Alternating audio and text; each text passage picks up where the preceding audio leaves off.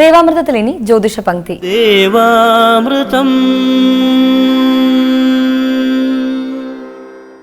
ഇന്ന് 1191 ആണ്ട് മീനമാസം 17-ാം തീയതി, അതായത് 2016 മാർച്ച് മാസം 30-ാം തീയതി.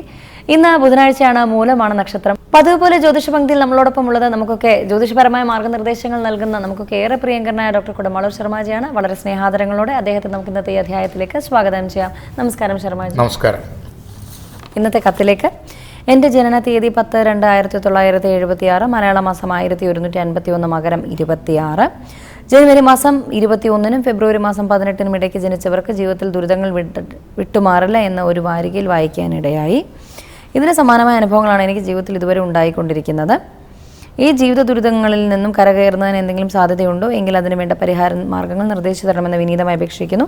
എൻ്റെ ജനനസമയവും ഗ്രഹനിലയും ഇതോടൊപ്പം വായിക്കുന്നുണ്ട് എന്ന വിശ്വസ്തയോടെ ജയകുമാർ.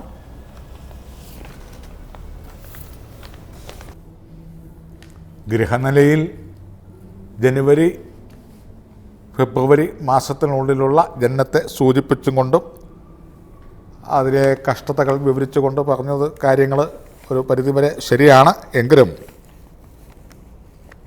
എല്ലാ ജനുവരി ഫെബ്രുവരി മാസങ്ങളിൽ എല്ലാ വർഷവും ജനിച്ചവർക്കും ഈ തത്തുല്യമായ ഫലങ്ങൾ ഉണ്ടാവണം എന്നില്ല. അതിൽ ചില നക്ഷത്രങ്ങൾക്ക് വ്യത്യാസങ്ങൾ, അതുപോലെ തന്നെ യോഗകാരകന്മാരായിട്ട് ചില ഗ്രഹനിലകൾ കേസരി, ഗജകേസരി, അതുപോലെ തന്നെ ഹംസയോഗം, മാളവ്യയോഗം, ഭദ്രായോഗം, അതുപോലെ തന്നെ മഹാഭാഗ്യയോഗം, നീചഭംഗരാജയോഗം, രാജയോഗം, മംഗളയോഗം, മഹാഭാഗ്യയോഗം, അനഭായോഗം, സുനഭായോഗം, ദുരിദ്രായോഗം തുടങ്ങി 100-ൽ പരം യോഗനിലകൾ മിനിമം ഇന്നത്തെ കാലത്ത് കണ്ടുവരുന്നുണ്ട്. ആ വക യോഗനിലകളിൽ ജനിച്ചവർക്കാണെങ്കിൽ ഈ ജനുവരി ഫെബ്രുവരി മാസങ്ങളിൽ ഉൾപ്പെട്ടിരുന്നാൽ ഈ പറഞ്ഞ പ്രസ്തുത ദോഷങ്ങൾ ഏൽക്കുന്നതല്ല. അതിപ്രധാനങ്ങളായ യോഗനിലകൾ ഗ്രഹനില കാണുന്നില്ല. കൂടാതെ ലഗ്നാൽ അഷ്ടമത്ത് ശനി സഞ്ചരിക്കുന്ന ഗ്രഹനിലയാണ്. ധനു ലഗ്നാധിപന് 8 നിൽക്കുന്ന ശനി ദോഷകാരകനാണ്. അഷ്ടമത്തിലെ ശനി വെച്ച് നീട്ടും ഭാഗ്യം പോലും തട്ടിമാറ്റപ്പെടും. കഴിവിനും അർഹതയ്ക്കും യോഗ്യതയ്ക്കും പരിശ്രമത്തിനും ഉത്സാഹത്തിനും പ്രതീക്ഷകൾക്കും അനുസരിച്ചുള്ള ഉദ്യോഗം, പ്രമോഷൻ, ഭാഗ്യാനുഭവങ്ങൾ, സമ്പാദ്യം, ദാമ്പത്യം, ക്ഷേമ ഐശ്വര്യങ്ങൾ ഇത്യാദി കാര്യങ്ങൾക്ക് തടസ്സമോ തർക്കമോ അനുഭവദോഷങ്ങളോ കിട്ടാൻ ബുദ്ധിമുട്ട്.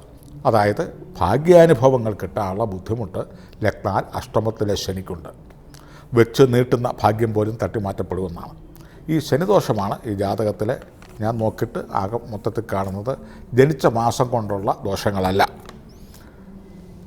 ജനിച്ച മാസം കൊണ്ടുള്ള നിപുണയോഗം, അതായത് ബുധനും സൂര്യനും ആയിട്ട് ഒന്നിച്ച് നിൽക്കുന്നത് കൊണ്ട് ആ ജനുവരി ഫെബ്രുവരി മാസങ്ങൾക്കുള്ളിൽ ജനിച്ചതിൻ്റെ ദോഷം അവിടെ കൊണ്ട് തീരുന്നു. പക്ഷേ ലഗ്നാൽ 8-ൽ ശനി നിൽക്കുന്ന ദോഷമാണ് അനുഭവത്തിൽ നമുക്ക് ഉള്ളത്. അത് ഗ്രഹദൃഷ്ടിയിൽ ലഗ്നാൽ 8-ൽ ശനി തന്നെയാണ് നിൽക്കുന്നത്. നവാംശകത്തിലും ദൃഷ്ടിയിലും ഭാവത്തിലും ഗ്രഹനിലയിലും ഒരേപോലെ വന്നു കഴിഞ്ഞെന്നാൽ ആ ദോഷഫലങ്ങളുടെ ശക്തി അതുപോലെ തന്നെ നിൽക്കുന്നു. അതിനാൽ ആയുഷ്കാലം ശനി ദോഷങ്ങൾക്കുള്ള പരിഹാരങ്ങൾ ചെയ്ത് മുന്നോട്ട് പോവുക. ശനിയാഴ്ച ദിവസങ്ങളിൽ ഒരിക്കലെടുക്കുക, ശനിദേവനെ പ്രേരിപ്പിക്കുക, ഇന്ദ്രനീലരത്നങ്ങൾ ധരിക്കുക. അതുപോലെ തന്നെ ശനിയാഴ്ച ദിവസങ്ങളിൽ വ്രതം അനുഷ്ഠാനങ്ങൾ ചെയ്യുക, നീരാഞ്ജന മുതലായിട്ടുള്ള വഴിപാടുകളായി ചെയ്യുക, നെയ്വിളക്ക് ശിവന് കത്തിക്കുക ഇത്യാദി ദോഷങ്ങൾക്കുള്ള പരിഹാരങ്ങൾ ചെയ്ത് മുന്നോട്ട് പോവുക. എങ്കിലും 37 വയസ്സ് മുതൽ ഭാഗ്യാനുഭവങ്ങൾ സ്റ്റെപ്പായിട്ട് കിട്ടാനുള്ള യോഗങ്ങളുമുണ്ട്. 57 വയസ്സ് വരെ ശരാശരി ഭാഗ്യാനുഭവങ്ങൾ, സമ്പാദ്യം, തൊഴിൽ മേന്മ, അതുപോലെ തന്നെ ദേഹപുഷ്ടിമ, ഐശ്വര്യം, ഉദ്ദിഷ്ടകാര്യസിദ്ധി എന്നീ പ്രകാരം ഗ്രഹനിലയിലുണ്ട്. ഈ ജനിച്ച ജനുവരി ഫെബ്രുവരി മാസങ്ങളുടെ മധ്യത്തിലുള്ള ആ ദോഷങ്ങൾ കാര്യമായിട്ട് ഇത് ബാധിക്കുന്നതല്ല. നിപുണയോഗം ഉള്ളതുകൊണ്ട് കാര്യം ഇതൊക്കെ ഈ പറഞ്ഞ മാസത്തിൽ ജനിക്കുന്നതുകൊണ്ട് ദോഷങ്ങളുണ്ട് എന്നുള്ള ശരാശരി ശരി തന്നെയാണെങ്കിലും നമ്മളെ ഈ ദോഷം ബാധിക്കുന്നതല്ല. ശനിപ്രീതി വരുത്തി ദോഷകാഠിന്യം മാറ്റിക്കൊള്ളുക. അടുത്ത കത്ത്. എത്രയും സ്നേഹം നിറഞ്ഞ കുടമാളൂർ ശർമാജിക്ക് എൻ്റെ മകൻ്റെ ഗ്രഹനിലയും ജനന സമയവും താഴെ കൊടുത്തിട്ടുണ്ട്. ദയവായി അവൻ്റെ ഗ്രഹനില നോക്കിയിട്ട് എല്ലാം വിശദമായി പറഞ്ഞു തരണമെന്ന് അപേക്ഷിക്കുന്നു. പ്രത്യേകിച്ച് ജോലി ഗവൺമെൻറ് കിട്ടാൻ യോഗമുണ്ടോ? ദയവായി ഈ കത്ത് പരിഗണിക്കണം. ഗ്രഹനില പ്രകാരം ലഗ്നാൽ 2-ാം ഭാവത്തിൽ നിപുണ യോഗം ഉള്ള ജാതകമാകയാൽ ഗവൺമെൻറ് ജോലിക്ക് അർഹതയുണ്ട്.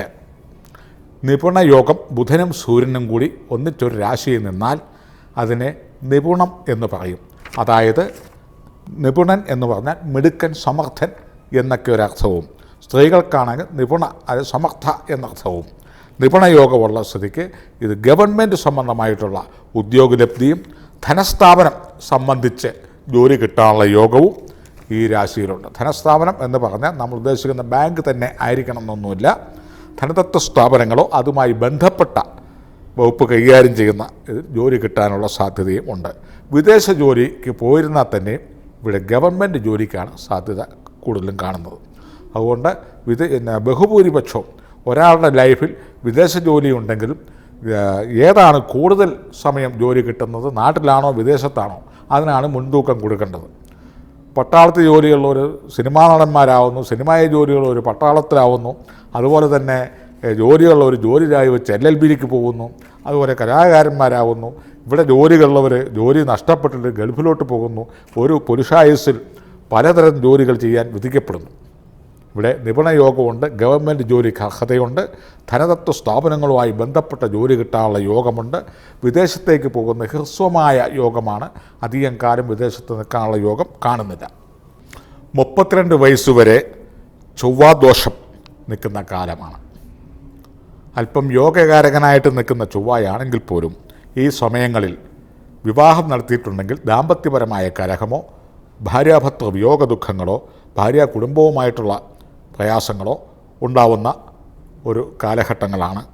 അത് കഴിഞ്ഞെന്നാൽ 37 വയസ്സ് മുതൽ പരമഭാഗ്യം നിറഞ്ഞ യോഗവും ഉണ്ട്. ചുരുക്കത്തിൽ യോഗം ഇതിനകത്ത് പലതരത്തിലുള്ള യോഗങ്ങളുണ്ടെങ്കിലും ദാമ്പത്യ ദുഃഖങ്ങൾ ഉള്ള ഒരു ജാതകമാണ്.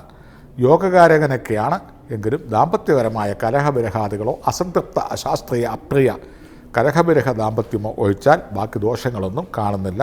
ഗവൺമെൻറ് ജോലി കിട്ടാനുള്ള യോഗം 37-നും 40-നും എത്തിയ ഭാഗ്യാനുഭവങ്ങൾ, ഗ്രഹം, വസ്തു, വാഹനം, സമ്പാദ്യം ഇത്യാദികളും വേഷഭൂഷണാദികൾ ഉണ്ടാകാനുള്ള യോഗവും തലമുറയ്ക്ക് വേണ്ട സമ്പാദ്യാദികൾക്കുള്ള പരിശ്രമവും അതിനുവേണ്ട ഉദ്യമവും ഒക്കെ ഉണ്ടാവേണ്ട ഒരു കാലഘട്ടവും. ഈ കാലഘട്ടത്തിങ്കൽ പോഷിക്കാം ദേഹധനാദികൾ, അതായത് ആയുരാരോഗ്യ വിത്ത ഐശ്വര്യമേകം, ആയുസ്, ആരോഗ്യ, സമ്പത്ത്, കനകം, സ്വർണം, ആഭരണം ഇത്യാദികളൊക്കെ ഉണ്ടാവും. പക്ഷെ ദാമ്പത്യപരമായ ക്ലേശം, ദാമ്പത്യ വിരഹം, ഇങ്ങനെയുള്ള ദോഷാനുഭവങ്ങൾ കാണുന്നുണ്ട്. ശുക്രൻ എന്ന് പറയുന്ന ഗ്രഹത്തെ കൂടുതൽ സന്തോഷിപ്പിക്കുക. അതുപോലെ തന്നെ എല്ലാ വെള്ളിയാഴ്ചയും ചൊവ്വാഴ്ചയും ദിവസങ്ങളിൽ ഭഗവതി ക്ഷേത്രത്തിൽ യഥാവിധി പുഷ്പാർച്ചനകൾ, വഴിപാടുകൾ ഒക്കെ നടത്തി 37 വയസ്സുവരെ മുന്നോട്ട് പോവുക. ദശാകാല ദോഷങ്ങൾ മാറ്റം വരും. അതുപോലെ തന്നെ ദാമ്പത്യപരമായ അത്യധികം വരുന്ന ദുഃഖങ്ങൾക്കൊക്കെ പരിഹാരങ്ങളാവും. യോഗഫലങ്ങളുടെ ശക്തി കൂടും.